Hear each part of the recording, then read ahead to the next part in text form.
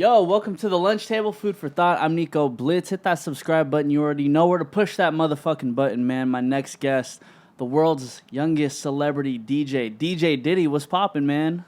Bro, working. Man, just trying to get to the bag. See, bro, I thought you were going to hit us with some air horns or something. I'm a DJ too, so I got to yank the air horns like... It's too early. Way too early. I'm too tired. We're going to get it going now. Yeah, you were partying last night, huh? Yeah, I just landed about a couple days ago, just working, getting everything out of the way, getting this press run, and just having fun. That's what's up. What were y'all doing last night, party-wise? Yeah, listen, I cannot speak on what happened. I cannot speak on that. But it was fun, though. It was dope. Love the West Coast. I'm from the East Coast, so it's definitely different. I mean, the scenery here and just everything in general, how everyone moves, so different. Miami, right? I'm originally from Jersey, but I lived in Miami. Oh, okay. Lived in New York. Lived in L.A. here, North Hollywood as well. See, now I'm surprised you don't have the Joyzy accent. Nah, it's going to come later on. You're going to hear it. Okay, for sure. You know, the only thing I really know about Jersey are two things. So, for one, I guess you guys don't have to fill in your own gas. No, that's too much work. Fire. And for two, my auntie actually owns a farm in Jersey, and I didn't realize how much farmland there actually was in Jersey. I'm going to be honest, I've never seen a farm in Jersey. Never? Never seen a farm. Bro, I'm talking about she had a full-ass barn with, like, some horses and chicken. I'm like, bruh, this is the East Coast? I'm going to have to throw a banger there. Right?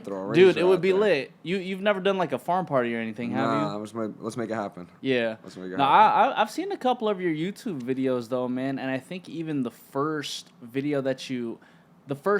tour that you did back at your hometown, it was stupid packed. It was sold out. Yeah. I mean, to be honest, bro, I started as a cult following, bro. I just started doing college parties and house parties. Yeah. And it just went up, like, bro, like, and especially you should know, like, your hometown, even though you get the most hate there, you also get the most love. Of course. It's like a 50-50. So, was it easy for you to get that hometown support initially, or was it difficult? I think it was the easiest thing, like, especially where I'm from. I'm from a small city. Yeah. So, like, 10,000 people max. And that's it. Yeah, so throwing house parties, I mean, you know, like, high school, like, the kid that threw the house parties was the lit kid. And, yeah. like, I transitioned into a DJ, and it was just perfect. So, I'm also assuming you were probably the only DJ in your area. Pretty much, yeah, for the most part, yeah. So So basically, like, nobody was really into music in your hometown either. You have the local rappers and stuff, but I just wanted to take my craft seriously and just network, and it happened. Okay. So then how'd you even get into DJing, since it seemed like there was no music scene happening around you in your 10,000 people city?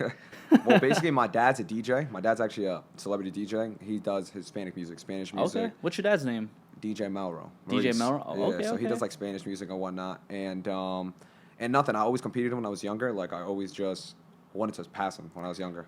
When you mean younger, how early were you starting? Not that young. I mean, it was around me my whole life. But maybe when I was, like, 16, 17, I really started. That's still young, bro. Yeah. That's young. See, because I'm 26. I actually didn't start DJing until I was, like, 23. Yeah? Yeah. And, like, not to downplay anything, but, like, the simple techniques of just, like, mixing is super easy. The shit that I really respect is the people like DJ Qbert, for example, or DJ J. Espinoza, if you ever heard of him. And these fools could just really go in when it comes to, like, scratching. They go crazy. I know. I mean, I'm don't get me wrong, I love the craft and everything like that, but I'm more a performer. I love just entertaining and just being connected with the crowd. Like, that's my, I guess you could say, my alleyway of DJing that I'm going in. Well, I think that's also something that not a lot of DJs know, because you could be the most technical person in the world, but if you don't know how to work the crowd, you're not, you know what I mean? It's kind of pointless. Yeah, like, what are you actually doing there on stage? 100%. I've seen so many DJs, bro, who just, like, they will stare directly at their computer and play whatever the fuck they want, and then I'll be looking at the crowd like, bro, like, ain't nobody feeling it right now. I know, bro. I love to just read the crowd, and it's crazy because I've never had, like, a pre-recorded set or, like, a Thank you. Like, nothing like that. Nothing like that. Like, I just feel like I should go with the flow. Like, I read the crowd, I walk in, and I'm like, all right, this person's here, this person's here. Let me see what I could do. Let me dabble into different things. Because I'll tell you, bro, I've had 4-hour sets, and then a lot of my homies are like, oh, why don't you just pre-record an hour? I'm like, bro, because there's going to be new people at these places every time, and 100%. I'm not just going to, like, mix out of an hour set just to play something they want to play, because it's not going to make sense. 100%. I agree. I don't know, bro. I mean, I just think a lot of DJs nowadays, I think they think if they learn the techniques and whatnot, that's all they really need. And that's, like, nothing, bro. That's, like, 5% of really the game. Like, if you don't have just your whole marketing down, just being you, to be honest, showing your personality, showing your style of DJing, you're not going that far. Yeah. Well, I've also seen that. I'm 26. You said, how old are you again? I just turned 22. You just turned 22. Yeah. So even though we're like 4 years apart, I feel like you're like a whole new generation after me. Mm-hmm. And I know your generation actually knows how to work the internet much better than we do. That's 100%. I mean, the social media scene as a whole, a lot of people don't realize it. It's the game winner in whatever you do in life, whether you cut hair, whether you make coffee, bro. It's the game winner, bro. Like, that is your new marketing. I know, but unfortunately, hey, listen, but I mean, you're good. I'm not complaining. You're at where are you right now? Like 200? Yeah, 300,000 right now. Okay, congrats, yeah, man. Congrats. I have 100K on TikTok right now. New application came out. It's like a Triller Musically. Yeah. Killing the game. That app is killing the game right now. It's stupid, man. Because I was actually just on TikTok the other day. It's not something that I'm totally accustomed to. Yeah. But I'm looking at it. I'm just like, I could see why a younger generation would really enjoy this. It's so much more faster. It's kind of crazy because since we're on the topic of like how fast videos actually are, like how do you know when you're supposed to mix out of a song? Because like radio DJing, for example, right? Like we usually mix out after we go hook, verse, hook, then we mix out. When do you know when to mix out when it comes to like your live performances? All varies, to be honest. I mean, I have songs that I will play for 10 seconds. You would just hear the intro, and I'll go to another track. Do you get what I'm saying? Yeah. It all depends, again, how the crowd's reacting to it. If the crowd's, after I play the hook, and let's just say get into the verse, and the crowd is still loving the song, I'm just going to throw the hook out one more time. But if not, for the most part, first like 30 to 45 seconds, to be honest, maybe a minute, and just go on to the next. Yeah. So your first house party, when and where was that? It was in my hometown. So listen to this. So I threw it at like not a barn or a ranch, like not like a farm type shit, but it was like I don't even know how to explain it. It was like one of those old colonial type houses, so it looked like a older style housing, and they had pigs in the front. It was very weird. The guy that I see, so you kind of did do the farm thing to an extent. Like there wasn't no farms, but it was like a colonial area, and it was just weird. They had chickens and pigs, but it wasn't a farm, if that makes sense. Like there was it wasn't grass. Like there wasn't grass. Whatever in the you back. say, bro. So weird, bro. So weird. But yeah, so basically I threw the party, my first ever party. I wasn't a DJ back then. I was just throwing parties, having fun, high school kids, like whatever. Threw the party. And basically, the chicken got loose. So, like, the chicken got loose and the pig. I guess everyone was so drunk trying to, the Snapchats and everyone out. So, they got loose. My first ever house party. It was lit. Like, it was dope. Again, not a lot of things going on. So, obviously, it was the biggest party I've ever seen. So, that everyone's getting calls. Like, neighbors are calling, yo, there's a pig in the middle of the street. There's a pig in the middle of the street. So, basically, after the cops came, whatever cops came, I got a ticket for having, like, a pig out, like inciting a riot. I got inciting a riot ticket because somebody let the pig out and was just walking around the streets. Yo, the cops shut down the whole street. Nobody could find the pig. It took literally the next morning till I got a call like, hey, listen, you just got a ticket for inciting a riot because somebody let the pig go. My first ever house party. That's crazy, weird. Though, right? Weird, I've right? never heard a story like that. It's weird, right? Weird. Did they ever end up finding the pig? To be honest, no clue. I know I went to court and like the owner was like, oh, I don't know where my pig's at. R.I.P. Rest in peace, Piglet. Unfortunate, man. So then when was the first house party that you actually DJ'd at? Never DJ'd a house party until I started college. I went to college for a year to a D3 local school. Mm-hmm. And nothing, joined a frat, whatever, the whole 9 yards. And that's when I first started DJing, those frat parties. And then it just, you obviously know frat parties, like. They're insane, bro. Dude. I've only been to like a handful, and I'm just like, I cannot take this fucking atmosphere right now. You got motherfuckers playing beer pong over here. You got motherfuckers doing drugs over here. I'm just like, ugh. And not even that. Like, you should know, bro, house parties, especially in a basement, is so hot. Bro, it's like the Sahara Desert in there. Bro, one time I was DJing this fucking frat party, and they've stationed me like right next to the ceiling. I'm talking about the ceiling was like this far away from me. Dude, I seen all the sweat just falling onto my laptop, and I'm like, bro, like, this ain't it. Nah, not at all. I tried to transition so fast from like the house party frat scene. I'm so happy I got out of that. But it was fun. It was definitely the experience. It's what taught me what to play now. Do you get what I'm saying? Yeah. Taught me how to get accustomed to crowd control and everything like that. Yeah, and it seems like you're not necessarily stuck to one genre. It sounds like you blend between like anywhere between like EDM and hip hop and just basically whatever like fucks with the crowd. Everything, bro. Everything. I started with EDM actually. Nobody would ever expect that. They look at me, they think I'm a hip hop kid, whatever. I started with EDM. It was dope, but the hip hop market in general is just financially just fun. Like, to me, I love it. I love hanging around that whole scene. Like, everything is dope. Like, that's what I like. I like that whole scene, to be honest. It's dope though. Yeah, the only thing about like me kicking hip hop all the time is the fact that it gets tiring hearing the same songs over and over again. I know. I can only imagine your Serato is like stupid packed. Yeah, no, bro, and it's crazy because it's like it's stupid. I do concerts, like obviously I go on tour a lot with a lot of these artists, so it's like they want to hear basically the same type of music. I only can change it so much to a point that the crowd's like, all right, what is this DJ playing?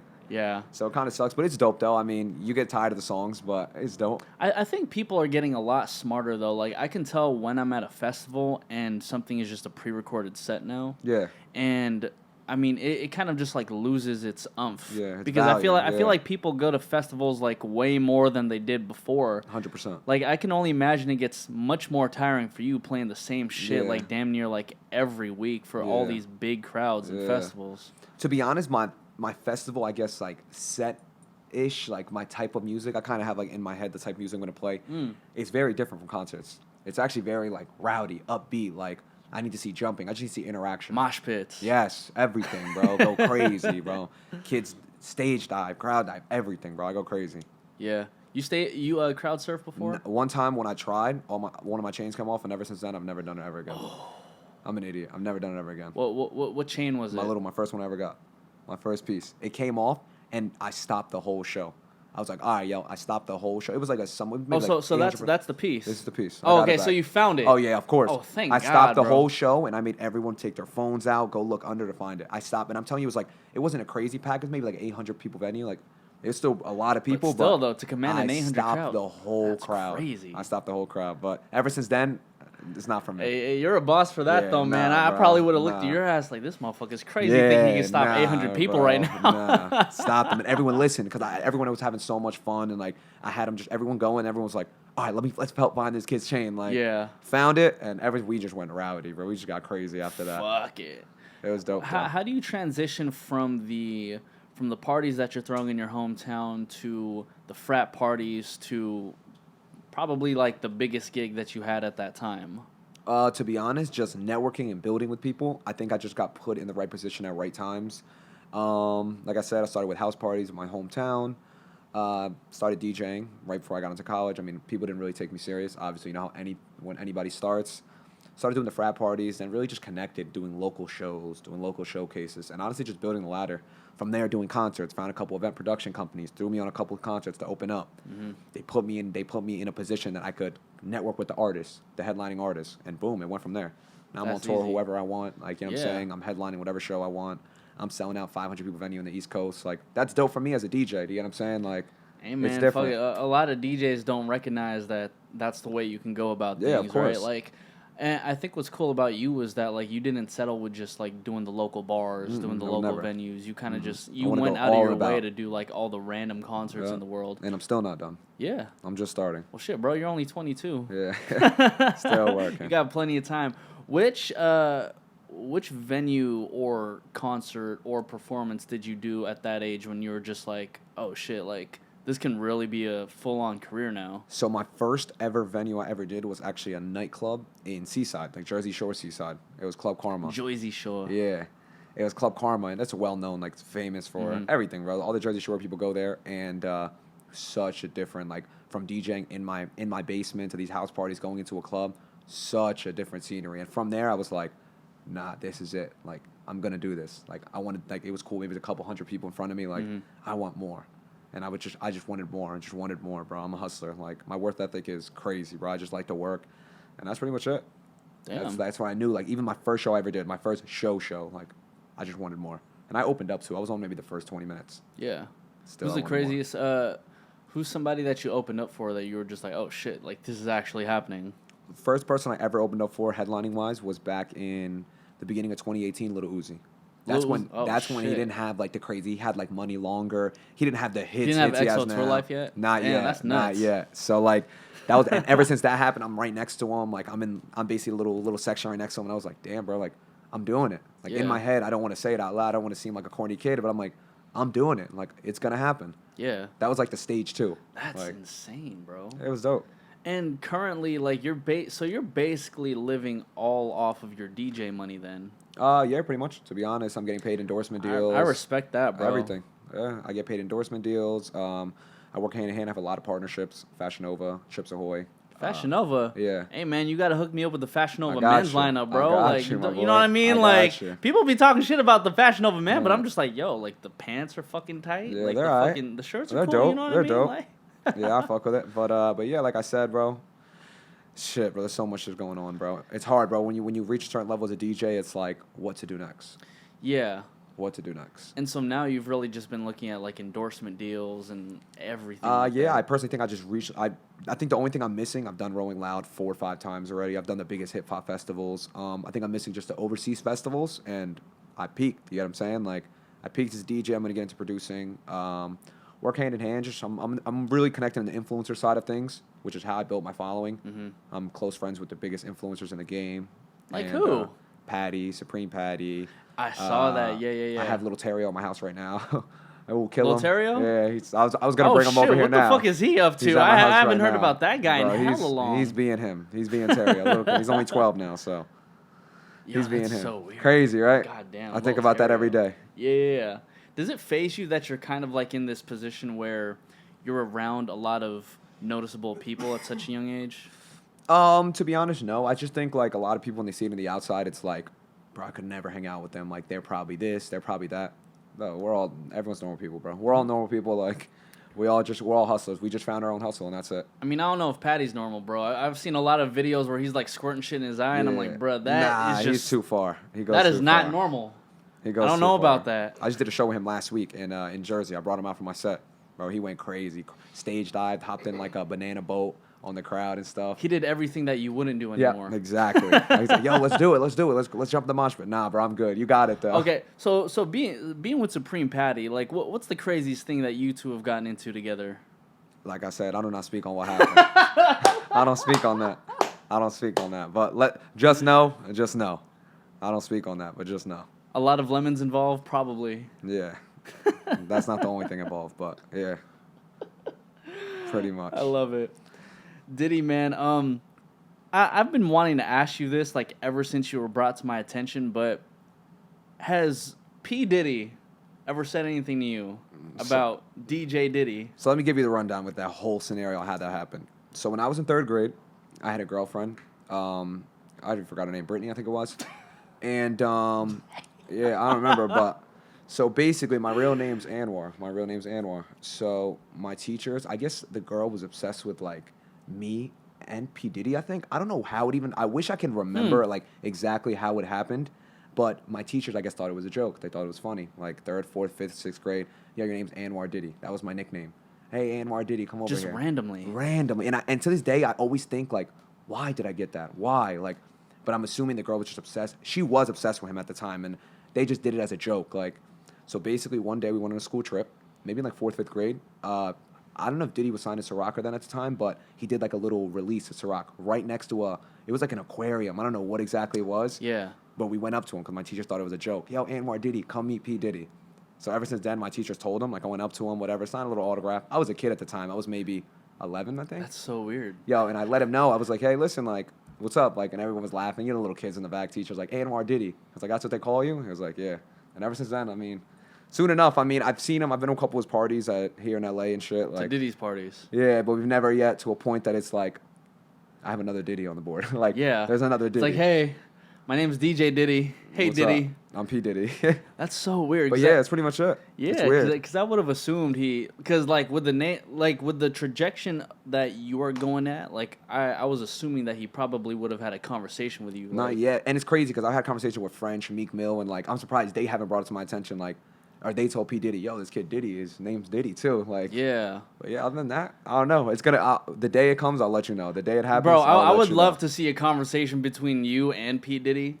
I want to see. I think it would probably be one of the most epic conversations in the world. Yeah, for real. Because even the way that you're setting yourself up right now is kind of synonymous to how he is. You know what I mean? Like, came out kind of like as this A&R producer, and then now he's literally making all of his fortune off of A, the residuals, and B, like every single endorsement deal that he's made throughout the years. So for you, I would say you're kind of like on the same road right now. You know what I mean? Like, you're going through your DJ rounds right now at an early age, then when you get quote unquote tired one day, at least you have all these endorsement deals to kind of like help. Of course, not even that. I mean, I'm just using myself as a platform to just tap into different avenues, whether it's real estate in the future, whether it's investing in certain things. But I have that in my head now. I have that instilled in my head. I'm not the kid that is just going to waste thousands of dollars. I mean, don't mind my jewelry, but like thousands of dollars on like more jewelry and like stuff like that. Do you know what I'm saying? Let me help you out with this, because I was about to say, I was watching some of your YouTube videos, and one video, I guess somebody pulled up to your mansion with like a whole bunch of chains. Oh, yeah, yeah. And then you ended up buying like a Jesus piece or whatever, right?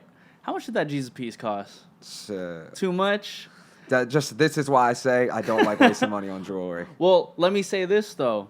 The next YouTube video, you actually gave away 100 cheeseburgers to homeless people. Yeah, I did it in Miami actually. Like I just started on my YouTube. I'm posting all like my old stuff and whatnot. And it seemed like an older video. Yeah, all of them. Like I've just now started YouTube this week, like maybe like 2-3 weeks ago actually. Mm-hmm. But yeah, I mean, one day I was just like, let's just do something. Let's just do something different.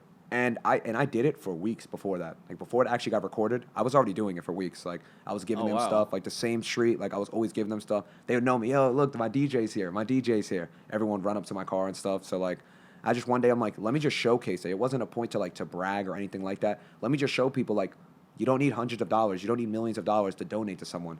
You get $50, get 25 cheeseburgers, 25 waters, and just do something nice. Like, I don't know. And well, yeah, bro. I mean, you know, in comparison, like 100 cheeseburgers would be like, what, $120 if that? And it's not even that. And I let the McDonald's people know, like, listen, I'm doing something for charity. They, like, I didn't pay for it. They gave it to me for free. Oh, shit. Yeah. They were just like, hey, listen, we got you. Like, I've been coming so much that week. They were like, you know what? It's on us. Get water bottles, everything to give to them. Yeah. I was Shout just out trying to to Mickey D's, man. I was just trying to do a good deed. Endorsement coming soon. Why is that important for you, though? Because I feel like a lot of people who get in the position you are, or people who are in even higher positions, get kind of jaded and don't even think about that. I just feel like, I mean, I came from the bottom. Like, where I was born in Bronx, New York. And, like, I know, like, my family struggled crazy in the beginning. And, like, the fact that now my family's financially stable, I just want to give that. Not everyone has that opportunity to do that. Some people always blame it, like, nah, these guys are, like, bums, or these guys always do drugs. Listen, if that's the case, but it's not the case for all of them. Some of those people truly just can't be put in a position to do something. So it really doesn't hurt me to get back. It never hurts. It doesn't hurt my career. It only, you know what I'm saying? It just helps. It just, in the inside, it makes me feel better on myself. And that's why I do it. Man. I got to respect that, man. You know, maybe you want to donate 100 more cheeseburgers to the good old people over here in North Hollywood. Oh, I got you. So, DJ Diddy, you actually said you have aspirations of becoming a producer, too. Mm-hmm. Do you have like any artists in mind that you'd be wanting to work with? So I'm in contact with a lot of upcoming artists right now. In this area, like artists that I'm very interested in working with, and I'm currently working with right now, like Little Mosey, tight. Ian Dior. There's upcoming artists that are dope. I mean, obviously Mosey's up right now, but artists around that realm that are not super blown up, but to a point of stature that they're at my level right now. Yeah. I'd rather build with someone than go right up to Meek and French, which I could just call right now and be like, hey, bro, here's this beat. Like, I'd rather just work my way up and just establish my foundation as a producer. Well, yeah, of course, bro, because it's kind of like you're building together as opposed to trying to reach for something that is you're trying to like reach for fame if you try to like go for like the French and like the Meek Mills. And I could do it, but I'd rather build. Yeah. I'd rather build the brand instead of trying to cheat my way out, if that makes sense. Well, I mean, I'm a firm believer of that there's a respect level that you need to get to in order for somebody to be like, yeah, you know, I'll do this type of shit for you, you know? Completely. Because I'm not a firm believer of let me just keep on asking for you know what I mean? Like don't be asking for favors in this shit. I agree 110%. I think a lot of people think not just with producing, with anything in the music scene, it's like, let me just shoot this guy a DM because it's Meek. He might answer, or because it's Drake because he might answer. I just feel like a lot of people worry more about that and trying to get put on than actually putting themselves on, and actually trying to build their brand and trying to establish the foundation. Like, a lot of people just think, let me just get put on. Let me just get put on. Yeah. It doesn't work that way. Well, that's why what tends to happen is that, you know, if anyone has a record with Drake, it 9 times out of 10 becomes a hit record. Oh, 100%. You know what I mean? Like, shout out to everybody who's had a record with Drake. Yeah. But what I've seen happen is that, like, after the Drake feature, or after the so-and-so featuring Drake record, that artist tends to not do too much afterwards. That's crazy. You know what I mean? Like, they kind of just get, like, that one time to shine, then you're just an afterthought. Where'd they go? Yeah, I agree completely. And that's another thing. I feel like a lot of people think when they pop so fast, it actually hurts instead of helps. Yeah, at that moment, you are killing the game, but it's like, you need to pass that level to continue. Like, you put yourself in such a ceiling that it's like, what can you do after that? You just did a song with Drake. It Yeah, just hit it's billboards. like What can you do after that? Who else do you need a record with? Like Michael That's Jackson? It. Yeah, that's Bruno it. Mars, maybe? That's I don't it. know. You won. Like, and the fact that if you can't build off that, it's like, cool, you better take that couple checks and, I mean, do something else that you like. Sign them endorsement deals, do something. You better be using all the money that you got from that Drake feature just to invest in like some other shit. Because I don't know if you can beat that record afterwards. For real. I agree completely. Working with, or, you know, having close tabs with like Meek Mill and also French Montana, like, is there any advice that they've given you since they've been in the game for such a long time? To be honest, they just, like, for example, they've just been, like, they've DM'd me, like, they followed me, like, recently with the past few months, just like, yo, keep killing it, bull, or, like, not chill. much. Very and chill. And very chill, like, cool things, like, and I personally, I'm not the type of kid that's like, cool, I have them in my DMs, now let me just reach out and ask them for 1,000,001 things. Like you said, there's a respect level to this. I want to keep building to a point that it's like, it's like a mutual thing. Exactly. Like, yo, guys, like, look, I've been killing it. Now let's do something. I know I'm not an idiot. I know when to play my cards right. And that's pretty much it, to be honest. I like where your head's at, man. Appreciate it. Speaking of your DMs, I remember creeping on your IG story one time, and you actually got a DM from Black China. Oh, yeah. Yeah. I can't speak on that either, but yeah. Listen.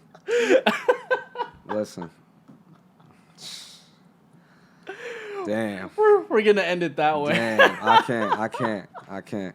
Next question, please. Yeah. Already wanting to be a producer, already working with a couple people like Lil Mosey. Anything else that you have set forth in the future? I know after this you're going to be going back on tour. Yeah. What else do you have going on? So I'm trying to basically, what I have going on right now, I don't know. It's honestly, there's so many different avenues I'm tapping into. I just don't know what's something that, I don't know. There's just like so many things I have in my mind right now. Like I have right now, I'm currently pushing Netflix right now. I'm going to be, they do a lot of like social media, gives you like the little small social media TV shows that they get social media kids involved. They got social media TV shows now. Yeah. Like they have they're like revolt type videos. Like they're not legitimately. You get what I'm trying to say? Yeah. Like and that's pretty much what I'm pushing on that. I don't want to tap in a different avenue so much just because I haven't fully mastered exactly what I want to full my DJing potential. So like I don't want to stop my DJing potential because I'm at a certain level. That's dope. That's great. And then just move on to something else first. Which is why I want to kill the DJing game as I am right now. Keep building my social media, pushing the producing lane, and then I'll tap into the rest of the different avenues. Yeah, because I feel like the Netflix thing can really just take you all the way over there, but then you really need to master like one thing. Of course, bro, of course. Yeah, because then it sounds like you also want to get into some sort of like acting career later on. Everything. If you tell me absolutely everything. If I have to do commercials for Charmin Ultra Soft, I'll do it. Everything. I'm about everything, bro. I love to work. I genuinely love to work. I love it, man. Your parents must have instilled all this work ethic in you because I don't even know. I don't know, man, because there's not a lot of 20-year-olds who think the way you do. I don't know, bro. There's just so much, bro, and I just feel like a lot of people. You have 24 hours in a day. Like how you use it is how your life's gonna come out. Truly, and that's pretty much it. What tattoos do you have on you right now? I have two. I had this one for like a couple months, and I just got this one maybe like 2 weeks ago. I was about to say because that one looks a little bit more fresh. Yeah, literally maybe like a week and a half ago. What is that, a tiger? Yeah, I got a tiger. Nice. And 3 diamonds right here. What does it represent, man? Me. It just represents me, to be honest. It's just somebody that's just, I guess you could say, that's very independent and likes to work on just doing what they have to do to get whatever they need for them and their family. There we go. Well, DJ Diddy, we're going to go through like a round of just super quick questions, and you just answer right off the bat. Let's do it. Favorite food? Because you know the lunch table. Spaghetti. Ooh. Spaghetti and meatball. Very basic, but from like where, like your mom's place. Anywhere. And I can't say anywhere, but for the most part, any like Italian family-owned restaurant. Fair enough. Favorite rapper. Right now, I'm gonna say Tekka. Lil Tekka? Yeah, he's my boy. You ever talk to him? Of course. It's crazy. Before he blew up, I hit him up. Like me and him were talking back in like March, and I let him know. Like I have DMs with him. I was like, bro, you're going to blow. Just remember I said this. This is way before You're Ransom. about to blow. Whoa. Yeah. He was listening. And I called it, and now look at him. Killing it right now. Yeah. He's super killing it right now. I mean, I remember seeing him the other day, and he just looked like... It looks like he's not prepared for what the world has to offer yet. 100%. But, you know, he's only 16 years old. He has way more years to get accustomed to that. So shout out to Lil Tekka, man. He got one of the hottest songs. I think the song's like charting #1 right now, too. No, he has like 5 songs on the billboards right now. Like his old music's hitting billboards right now because people are just getting to listen to it now. Yeah. But yeah. Favorite. How many chains do you have? Right now, I only have 3 on me right now. Well, what's the one at the bottom? It's me. It's my profile picture on Instagram. Dude, oh my god, bro, you're so iced out. That shit's crazy. Which one was the most expensive chain? This one was definitely. Yeah, this one. Okay. It's dope. I'm gonna get some big stuff soon. What was your craziest expense? I just bought an M5. An M5? Yeah, BMW, all black. I wanted an i8, but like where I live, i8s are like apparently nowhere to be found. Like i8s are not the craziest, most common cars, so got an M5. What's one thing that you wish you can buy right now but don't? What's one thing that you wish that you would still want to buy? i8. Still? I don't know why. I just like an i8. Like Okay. I'm a very simplistic kid. Like I just want an i8. I don't know why. It's very weird. I just want an i8. There you go. Seeing as how you're still close with your family, like what are you planning on getting your parents for Christmas? True. I don't even know. I want to be honest. If I sign and not even sign because I'm independent. I don't like anything when it comes to management or labels or whatnot. But if I come up like a nice bag, I want to get my mom a house. There we go. Get my mom a house. We're gonna end it on that note, man. DJ Diddy, where can everybody find you, bro? DJ Diddy Official on all platforms. Youngest celebrity DJ in the world. Yay! Just tap in with me, man. Listen, if you don't see me now, you'll see me on your TV soon. There you go. Well, I'm Nico Blitz. This is the Lunch Table DJ Diddy, and we are out, everybody. All right.